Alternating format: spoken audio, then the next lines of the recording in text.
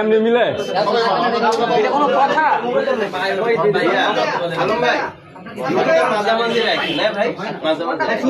On করা silent করলে আমি সাইলেন্ট দিলাম শিমুল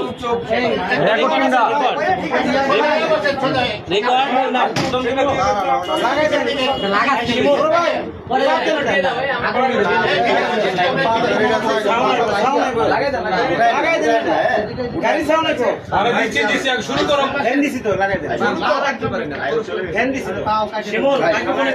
কিছু তো বুঝি না হাতে ধরে এটা রেকর্ড কোনটা এটা রেকর্ড দিয়ে শুরু করেন ভাই কথা তো হবে না আমার পিছনে হয়ে গেছে আচ্ছা যাই হোক সবাই আপনারা আশা করি ভালো আছেন আর আপনারা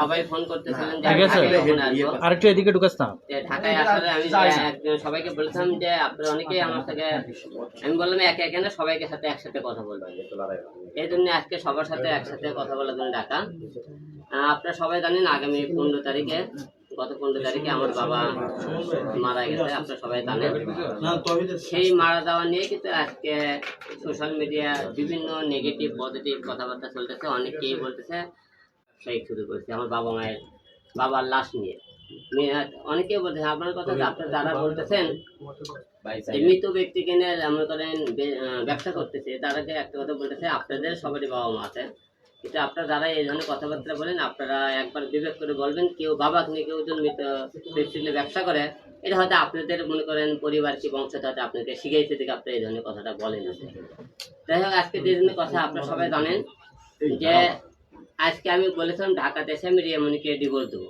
আপনারা সবাই জানেন এই যে বিষয়ে সবাই আপনারা কথা বলতেছি আমি পিছনে আপনারা অনেকে আমাদের পুরুষকে বেশিরভাগ মেয়েরা আমাদের একটা কথা বলে হিরো আলমের চরিত্র খারাপ অন্যান্য পুরুষকে মানুষ যখন তার থেকে চলে যেতে চায় তখন তার চরিত্রটা কিন্তু রিপোর্টটা বেশি দেয় যেমন আমার পিছনে দুইটা আমার জীবনে 3টে নারী আছে আপনারা সবাই দেখছেন একটু উপরে এর মধ্যে আপনারা প্রথমে আমার যখন আপনারা প্রথম বউ আসছিল প্রথম বউয়ের নাম হলো যে সুমি সেই পক্ষে আমার 2টে মেয়ে একটা ছেলে আছে ওই পক্ষের আর কি যে আপনাদের 2016 সালে আমার বয়সের সাথে গন্ডগোল হওয়ার পরে আমার একটা মামলা করে তারপরে আমি কিছু জেলখানাতে থাকি জেলখানাতে বের হওয়ার পরে আমরা আবার মীমাংসা হয়ে যাই আবার সংসার শুরু করি সংসার শুরু করার পরে কিছুদিন পরে সুমি আমার মায়ের সাথে সংসারে বলতে ঝগড়া হয় আর কি ঝগড়া করলে সুমি আমার মায়ের সাথে ক্যাসাল গন্ডা করলে বাসা থেকে রাগ করে তার বাবার বাড়ি চলে যাওয়ার পরে আমাকে ফোন করে যে আমি আর বাসায় যাব না আমি কেন করতে আমার তোমার মায়ের সাথে হবে না তুমি যেদিন বাসা হলে আলাদা করতে পারবে সেদিন আমাকে বলবো আমি সেদিন তোমার বাসায় যাবো তো মা করতে ঠিক আছে যেহেতু 2টো বাচ্চা আছে মা বউ সারার দরকার নেই গন্ডগোল করার দরকার নেই বাইরে পাশে জায়গা আছে তুমি একটা বাড়ি করো আমাকে বাসা যে পুরোনো বাড়ির সাথে আর একটা আমি বাসা করি 2 প্লেট বাসা আর কি ওখানে একটা বাসা করি বাসা করতে অন্তত 2 বছর সময় লাগে এতটার মধ্যে বউ আমার জন্য অপেক্ষা না করে করতে গিয়ে সে আর একটা ছেলের সাথে সে মনে করে ছয় দিয়ে একটা প্রবাসী ছেলে হচ্ছে পরে বিয়ে করতে আমাকে এদিকে বসে তোমাকে সময় দেওয়া হচ্ছে আমাকে সে আসবে না আমি বুঝতে পারিনি সে আমাকে বসে বাড়ি করো তারপরে তেমনই এইরকম হওয়ার পরে তারপরে আমি কিছুদিন যাওয়ার পরে আমার জীবনে আসলো নুসরাত মিডিয়াতে আপনি কাজ কাম করতে করতে তার সাথে পরিচয় হয় নুসরাতের বাড়ি হয়ে গেল যে দিনাজপুর নুসরাতের আগে বিয়ে হতো তার একটা মনে করেন ছেলে সন্তান আছে নুসরাতেরও বিয়ে হয়েছিল তারপরে আমার সাথে পরিচয় হওয়ার পরে নুসরাতের আমার বিয়ে হওয়ার কিছুদিন পরে মনে করেন নুসরাতের সাথে ক্যাসাল গন্ডগোল হয় সাংসারিকভাবে অনেকেই হয় তা আমরা দুইজনে 1 মাস মনে করি বিভিন্ন জায়গাতে স্টেজ প্রোগ্রাম করি আমি নুসরাত প্রোগ্রাম করার পরে হঠাৎ প্রোগ্রাম করে ও রমজানের একদিন আগে প্রায় আমার 2.5 লাখ টাকা লেখার প্রোগ্রাম করে নিয়ে আসার পরে ওই দীর্ঘ 8 বছর ধরে সে নুসরাত করছে কি দেশের বাড়িতে যায় না তার বাপ মাকে পরিবারের কাছ থেকে যায় না তাই আমি করছি এবার একটা তুমি তোমার বাসায় করবো ঠিক আছে তারপরে এই কথা মালিক তাদের 50,000 টাকা দাও আমি বললাম তুমি 30,000 টাকা নিয়ে যাও তো কথা আমি ভালো তো 50,000 টাকা দেবো আমি বললাম যা টাকা সব টাকা নিয়ে চলে যাও ঠিক আছে তো পরে আমি করে কি 1,20,000 টাকা নুসরাত আমরা কেমন করেন ওখান থেকে নিয়ে বাসা থেকে কথা আমি গেলাম কিন্তু আমি জায়গা আমি কথা আমি মজা করতে সাথে গেলাম কাজ তাই আমি নুসরাত আমার জীবন থেকে চলে গেল তারপরে ঠিক রিয়ামণি লাগানো শুরু করলে কি স্বামীর নামে একটা ছেলের সাথে বিভিন্ন জায়গায় দেখবেন যা মনে করে নাচতেছে মিউজিক ভিডিও করতে সার্কাস প্যান্ডেল করতেছে আমি তখন স্বামীর অনেক বিষয়ে ভয় দেখাই, নুসরাতকে ভয় দেখাই, ফিরে আনার জন্য অনেক চেষ্টা করছি। তাই আমি কথা, যেহেতু তুই এখন আমার ঘরের বউ আছে, তুই অন্য ছেলের সাথে কাজকর্ম করলে আমাকে ডিভোর্স দিয়ে তারপরে কাজকর্ম করবো। তো আমি বিভিন্ন ভয় ভীতি দেখানোর পরে ছাড়াতে পারি না বিভিন্ন। পরে নুসরাত কিন্তু বাধ্য হয়ে আমাকে ডিভোর্স দিয়েছে। নুসরাত ডিভোর্স দিয়েছে কি কারণে? আমি যখন ওই মুখে কাজকর্ম বন্ধ করে দিলাম, তখন কিন্তু নুসরাত আমাকে ডিভোর্স দেয়। নুসরাত ডিভোর্স দেওয়ার পরে তারপরে মনে করেন আবার যখন আমি যখন কাজকর্ম দেয়, এর মধ্যে রিয়া মনির সাথে ফেসবুকে আমার পরিচয় হলো, দেখি নাচে ইয়ে করে। তারপরে আমি ওর খবর নিয়ে দেখলাম সে বারে ডান্স করতেছিল বিভিন্ন বারে। আমি মিথ্যা কথা বলতে বার কি আমি চিনি না। আমি ঢাকা শহরে বিভিন্ন বারে আপনারা যাবেন, সে বার চিনে কে চেনে না, ভালো দেখলে বুঝতে পারবেন। রিয়ামণি মায়াবুনা দুই বোনই বারে ডান্স করে। আচ্ছা গেল। তারপরে ওখানে রিয়ামণির সাথে পরিচয় হওয়ার পরে কিছুদিন পরে রিয়ামণির সাথে আপনার সবাই বিয়ে হয়। বিয়ে হওয়ার পরে তার কিছুদিন পরে রিয়ামণি হাতে মনে করেন দেখে এর সংসারে ক্যাসাল মনে হলে সে একটা ছেলের সাথে নাচ গান করে, ডান্সের ভিডিও করাই বেনালে। আমি তাকে মনে করি শোনা এসব তোমার সাথে কথা হয়নি। তুমি বলছে আপনি তো এটা আমার কাজ, ওর সাথে কোনোদিন বলতে পারবেন না সে ওর সাথে কাজ লেগে কথা। আমি পাতে দ্বিতীয় কোনো কাজ, আমার বাবার সাথে কেন কাজ করবে? সে তো আমার সাথে কাজ করে হুঁশ পায় না।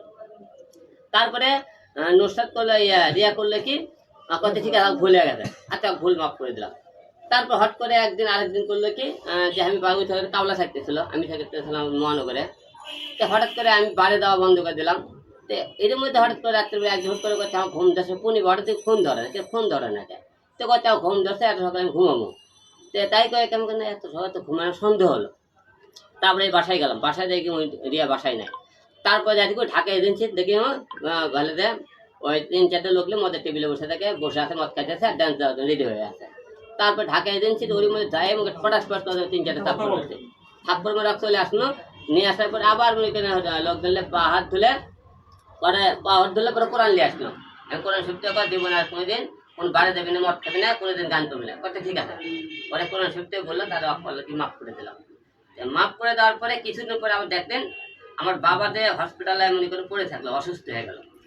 একটা মেয়ে মনে করি বাবার জন্ম, তার বউ স্বামীর কাছে সবথেকে কিন্তু মূল্যবান জিনিস। তারপরে মনে করেন আমি আমার একটা ছোট মেয়ে 13 বছর বয়স, আমি মেয়ে নিয়ে আসলাম কি হলে যে ঢাকা নিউরোথেন হসপিটালে আসলাম। এর মধ্যে আপনি উনি বলছে আপনাদের কিন্তু যে আপনি হিরো, আমি কিন্তু তার বাবার সেবা করছি। আমি বাবাকে যেদিন ঢাকায় নিয়ে আসবো সেই দিন রাত্রিবেলা মনে করেন দিয়া একদিন আগে চলে আসছে যে হসপিটাল বাবার সাথে, বাবা আমি হলে যে ঢাকায় গেছি, আপনি হলে ভালো থাকেন। সেই দিন কিন্তু ভিডিও করে আব্বার সাথে দেখা করে আসছিলাম, ঢাকবো বলতে আসটা। এখানে আসার পরে সে আমাকে দীর্ঘ 32 দিন আমি যখন ঢাকা মনে করেন নিউরোথেন হসপিটালে থাকি, সে 1 দিন আর 2 দিন এমনি গেছে, দাঁড়িয়ে ঘুরে আসে, বেশিক্ষণ থাকেনি, চলে আসে।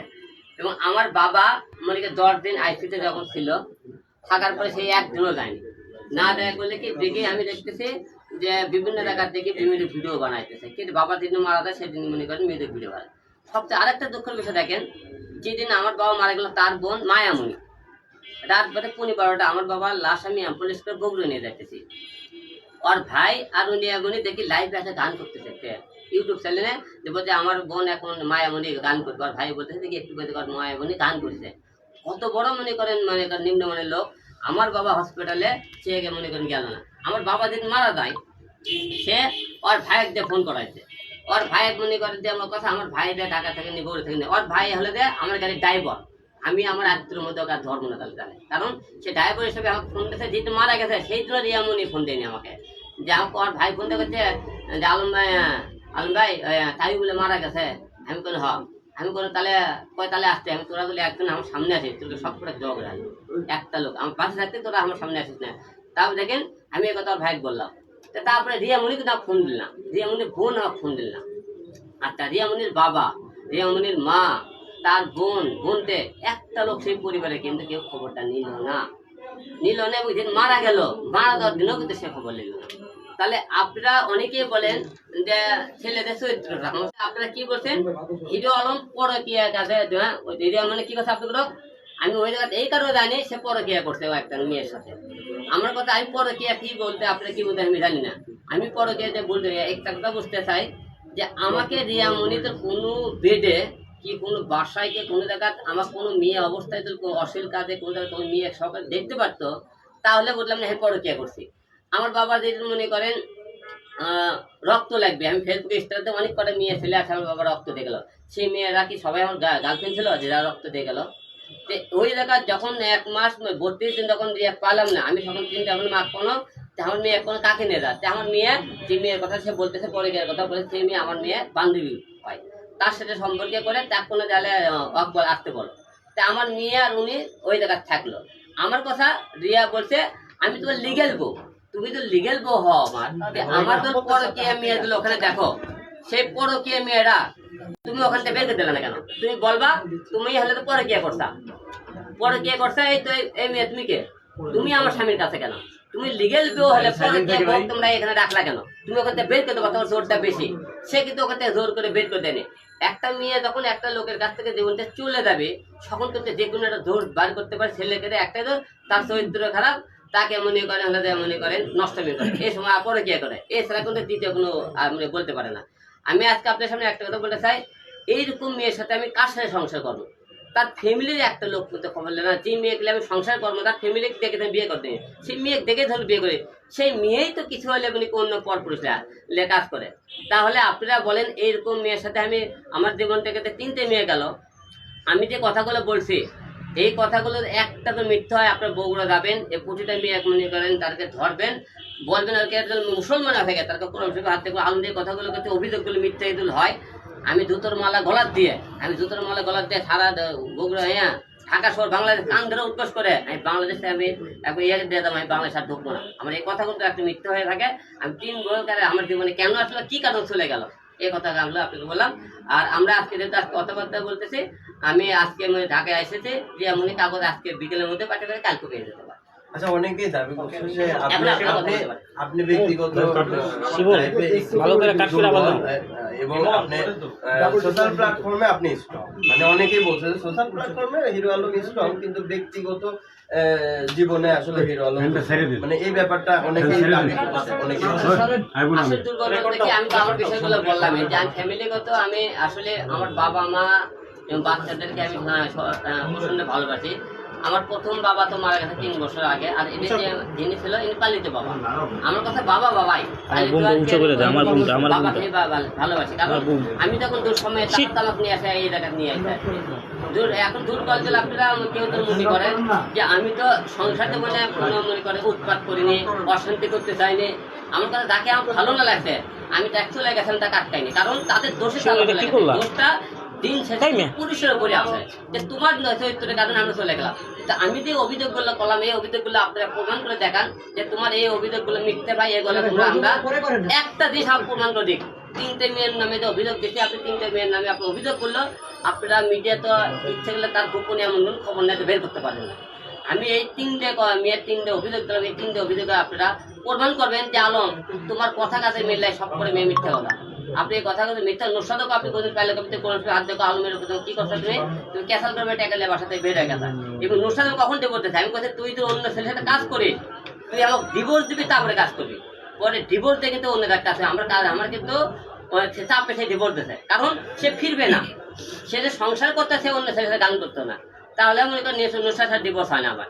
আর রিয়ামনির সাথে ডিভোর্স আমি ইচ্ছে করে কেমন আমি নিজে দিতেছি, রিয়ামনি দিতেছে না, কারণ এইরকম মেয়ের সাথে কোনো সংসার করা যায় না। কারণ কোরআন শরীফ যে অবমাননা করে, সে বাড়ে যায় এবং মনে করে তাকে ভালো করে ফিরানোর চেষ্টা করে। যে সমস্ত আমার বাবার মৃত্যুর পাশে তাকে পেলাম না, এই আমার দরকার নেই, সে বলতেছে পরকীয়া করি, পরকীয়া দুল করে তুমি তো লিগেল বউ দাবি করো, পরকীয়া মেয়ে তুমি ওই জায়গায় হসপিটালে কেন বসে থাকলো, তুমি তাকে বের করে দিলে না কেন? পরকীয়া করো এই মেয়ে, তা তোমরা বের করে তারা তার দুর্বল কার মধ্যে? এই রিয়ার মনির মধ্যে, তার মধ্যে দুর্বল না হলে তাই সেই মেয়ে গেল কাল কেন বেঁচে দিল না? একটা আমার ওই জায়গায় আমার বাবা পাশাতে তোমাকে 10টা মেয়ে গেল মানে করবো না, আমার বাবার সেবার লোক দরকার হয়ে লাগে তোমার, ওর ভিতরে মন মানুষের না, তুমি সেবা করবে না, আর একটা লোক সেবা করতে থাকবে।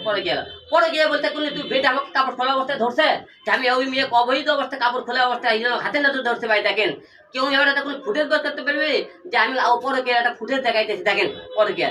কিন্তু আমি তো সেলিব্রিটি হিরো আলম, আমার তো 10টা লোক টিকটক বানাবে, 10টা লোক ছবি তুলবে, 10 জন আমার কাছে আসবে, এটালে তোমরা পরে গিয়ে ধরা কেন? পরে গিয়ে তুমি হাতে নাতে ঘরের মধ্যে ধরো আমার। আলম ভাই, আপনি ওই মেয়েকে নিয়ে 3 মাস বাসা নিয়েছিলেন, এটা রিয়া মনির অভিযোগ। আচ্ছা, রিয়া মনি বলছে আমি মহানগর প্রজেক্টে 3 মাস বাসা নিয়ে রাখলাম। তুমি যখন খবর পাইলা তুমি তো লিগেল বউ দাবি করো, 3 মাসে তাহলে ওই বাসায় আসে আমার ধরলা না কেন? কেউ ওই মেয়ে ধরলা না কেন? এই তুই এখানে তো আলমের লেগে বাসা বাড়লে বলে আসিস, তুই বলে আলমের বউ, তুমি প্রমাণ করলা না কেন? তুমি জানে চুপচাপ কেন থাকলা? এনাকে আমার কিছু স্টাফ ছিল, সেই স্টাফ গুলো কিছু কান পড়া দিছে, ওরকম মানে হাত করে কান পড়া দেওয়া কথা, আর এই হচ্ছে ওই হচ্ছে ওই হচ্ছে মনে করেন। তারপর চাকরি থেকে বাদ দিছে। আমার সাথে যে স্টাফ গুলো, পুরো স্টাফ কিন্তু একটাও নাই। এই স্টাফ গুলো তাদের মধ্যে মাথাগুলো নষ্ট করছে, আমার নষ্ট করে মনে করেন বলছে আমার কথা, তুমি 3 মাসে বাসায় থাকলে তুমি আমাকে ধরলে না কেন? সে বাসা দেয়, সে বাসা দেয় বলো, তুমি নিজে বাসা দেয় বলো, আলম কি এই বাসা নিয়ে দিছে, আলম কি এই মেয়েকে এই জায়গা ছিল রাত্রে প্রতিদিন, তুমি ধরো না কেন? আচ্ছা, সেই মেয়ের সাথে আপনার সম্পর্ক কি? সেই মেয়ে আমার মেয়ের বান্ধবী এবং আমার বাবার সাথে মনে করেন আমার মেয়ের 13 বছর বয়স, সে একা হসপিটালে থাকতে পারে না। আমি বলছি তুমি থাকো। সেই মেয়ের সাথে মনে করেন ওই মেয়ের বাদে আরো কয়টা মেয়ে গেছিল, আরো 3-4টা মেয়ে কিন্তু ওখানে আসলো, এক একদিন যারা চলাফেরা করছে। কিন্তু ঢাকা শহরে তো আমার কোনো লোক নাই, ঢাকা শহরে তো আমি ছাড়া আমার দ্বিতীয় কোনো লোক নাই। আমার ঢাকা শহরে ভক্ত বলে এরাই আমার লোক, আমার কাছের লোক, এছাড়া কোনো লোক নেই। আমার বাবার মৃত্যুর সাথে কি আমার আত্মীয়, কি আমার গার্লফ্রেন্ড, কে বয়ফ্রেন্ড, এইসব তো আমি দেখতেছি না ওই জায়গায়। আমার সেবা কে করতেছে কেউ দেন, সেই জায়গা দেখতেছে। পরে কে করছে কাজে সেটা আপনারা তুলে ধরেন। সেই মেয়েটাকে আপনি হাতে নাতে, সে আমার কোনো বেডে ধরছে নাকি, এটা আপনারা তুলে ধরেন আপনারা, তারপরে আপনারা আমাকে শাস্তি দেন। তুই কেন পরে কে বলি? আচ্ছা আলম ভাই, আপনার কোনো অভিযোগগুলো নিয়ে আমরা রিয়ামনির সাথে কথা বলেছিলাম যে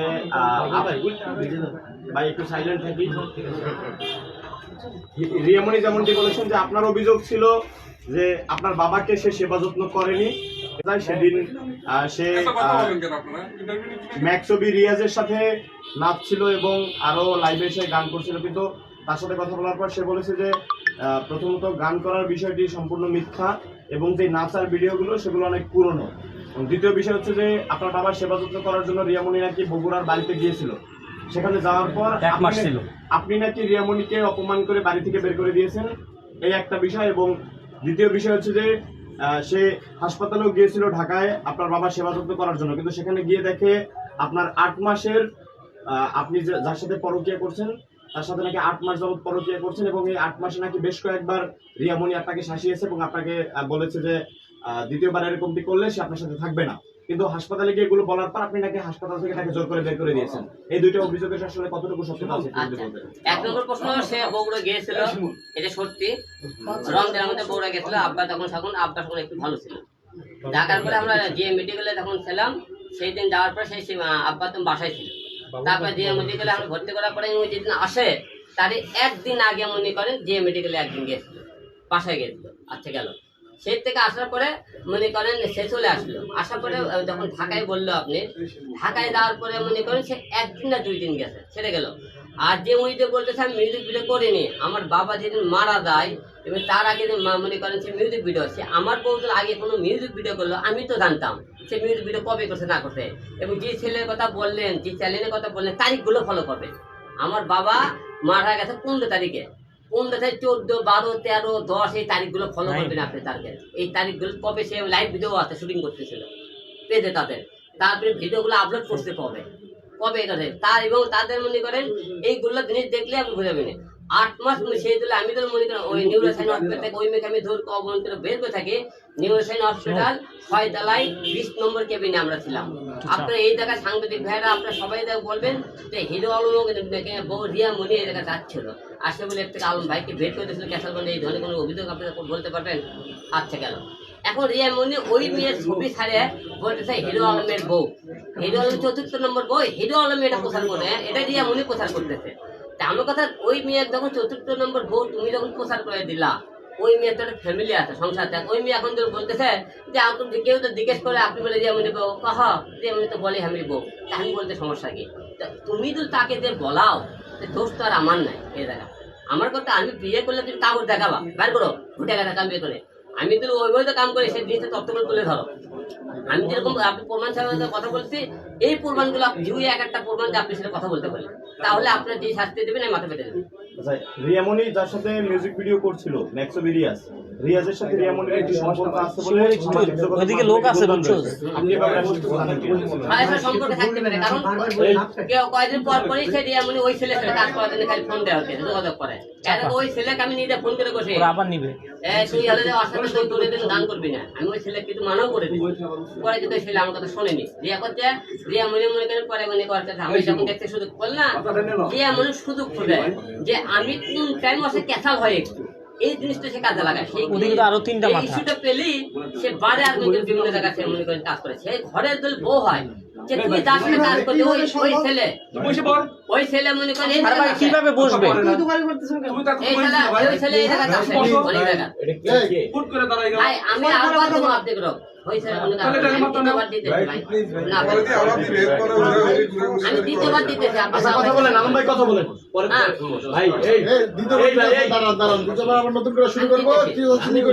আচ্ছা বসতে হয়েছে বলেন আপনারা বলেন বলেন ভাই আলম ভাই, আলম ভাই আচ্ছা এখন আপনি কি সিদ্ধান্ত নিলেন রিয়ামণিকে নিয়ে আপনি কি মূলত তাকে ডিভোর্স দিতে মূলত চাচ্ছেন? রিয়ামণি ডিভোর্স দেবেন তো আজকে বিকেল কাগজ পাঠিয়ে বলেছে কাল করবে আমি আজকে দিয়ে তো আজকে আমি সেটা করবো আচ্ছা ভাই একটা প্রশ্ন ছিল যে এই মেয়ে বারে কাজ করে তার জানা সত্ত্বেও আপনি বিয়ে কেন করলেন বা তার সাথে রিলেশনে কেন জড়ালেন?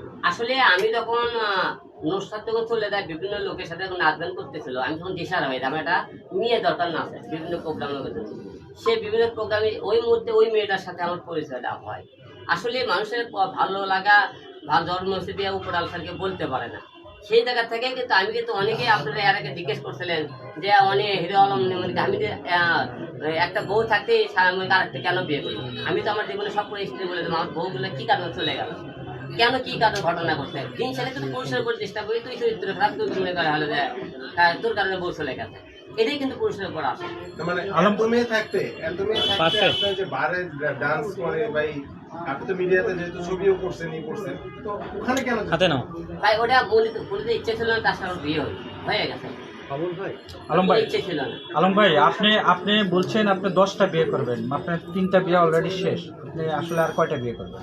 এখন আল্লাহ পাক আপনি তো জানেন যেহেতু আমার দুটো বাচ্চা একটা মানে তিনটে বাচ্চা দেখার জন্য তো অবশ্যই টাকা একটা মেয়ে লাগবে তো এবার তো কোনোদিন বিয়েও সাথে করে তো মিডিয়ার কোনো মেয়ে বিয়ে করবো না। এটা নিশ্চিন্ত থাকে কেন আপনার এখনকার কেন বিয়ে করবেন নাকি এই যে দুটো করে তো ধরা খেলাম দুটা করে ধরা খাইছে এর আগে তো একটা খাইছে পর আবার বিয়ে কেন বিয়ে করবেন ওই তো বললাম তো যে আমি তো কাজ করতে করতে আমার একটা জুটি প্রয়োজন ছিল আমি তো সেই জুটি হিসেবে কাজ করতে করতে বিয়েটা এরপরে তো আপনার জুটি প্রয়োজন থাকবে তখন তো আবার মিডিয়াতে কাউকে মিডিয়াতে হয়তো জুটি বানাবো কিন্তু বিয়ে করবো না এটা আপনি তো লিখে দেবো আজকে সবার মধ্যে রিয়ামণি আরো বলছে আপনি মেয়েদের প্রতি ব্যাপক দুর্বল।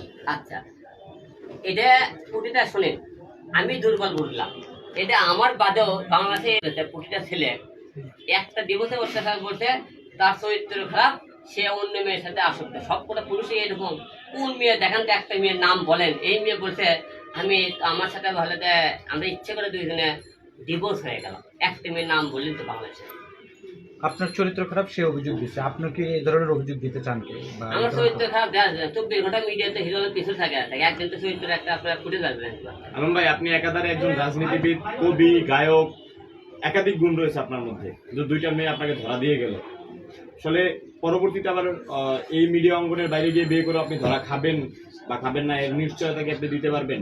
অনেকে আছে একটা দুইটা বিয়ে করার পর চিন্তা করে যে পরবর্তী বিয়ে আর সে করবে না কারণ সে যদি আবারও ধোকা খায় সেক্ষেত্রে আপনার চিন্তা ভাবনা কি? আমার এই মুহূর্তে কোনো বিয়ে করার চিন্তা ভাবনা নাই এখন আমি দেখছেন কালকে একটা নিয়োগ দিচ্ছি যে একটা বয়স্ক একটা মহিলা চাই যে আমার ছেলে মেয়ে দেখানোর জন্য ঠিক আছে আমি ভবিষ্যতে আমার চিন্তা ভাবনা চাই বাইরে দেশে সেটেল হলাম বাংলাদেশ থেকে আমার 2-4 বছর আমি বাইরে দেশে সেটেল হলাম আমি আমার পরিবার নিয়ে সেটেল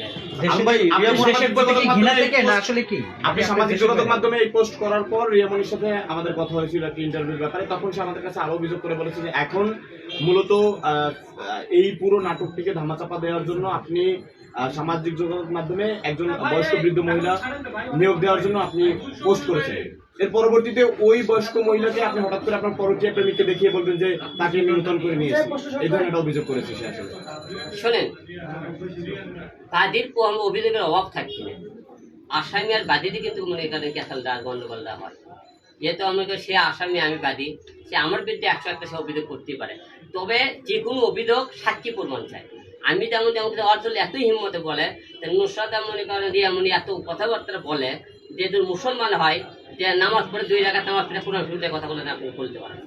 আচ্ছা দেশের প্রতি কি আপনার ঘৃণা বা আপনি দেশে থাকতে চাচ্ছেন? দেশে থাকতে যাচ্ছেন না দেশের মনে করেন দেখেন আমি রাজনীতিতে মানে অনেক লড়াই সংগ্রাম করে দেশের জন্য মার খেয়েছি অনেক লাঞ্ছিত হয়েছে এই দেশের জন্য আমি কি পাইলাম জীবনে কিছু পাইলাম না বাকি জীবন আমার বাচ্চা কাচ্চা নিয়ে আমার টার্গেট আছে যে যেহেতু বাবা পৃথিবীতে আমার 2টা বাবা ছিল বাবা নিজের বাবা মারা গেল পালিত বাবা মারা গেল একটা মা আছে এছাড়া তার পৃথিবীতে আমরা দেখতেছি আমরা আশেপাশে কেউ আছে এই মনে করেন ঢাকা শহরে মনে করেন হিরো আলম কি হয় তাও নেই।